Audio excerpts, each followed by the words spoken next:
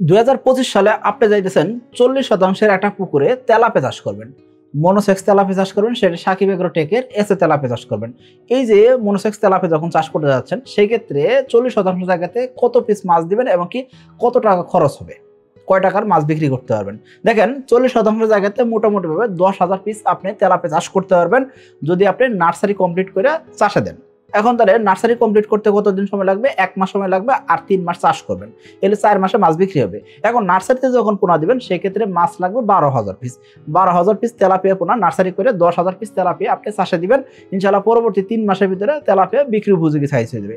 এই যে 4 মাস আপনি মাছের খাওয়াবেন, মাছের মেডিসিন খরচ, পোনা কিনছেন, সকল খরচ মিলিয়ে আপনাকে মোটামুটি ভাবে অন এন অ্যাভারেজ 4 লক্ষ টাকা খরচ করতে হবে।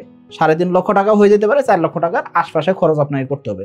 এখন আপনি বলতে পারেন ভাই 4 লক্ষ টাকা? হ্যাঁ, 4 লক্ষ টাকা। কারণ কি আপনি লাভও ভালো করতে পারবেন। যদি আমাদের এসে তেলাপিয়ার খামারের মতন হন সেক্ষেত্রে 1.5 লক্ষ টাকা থেকে 2 লক্ষ টাকা লাভ করা সম্ভব।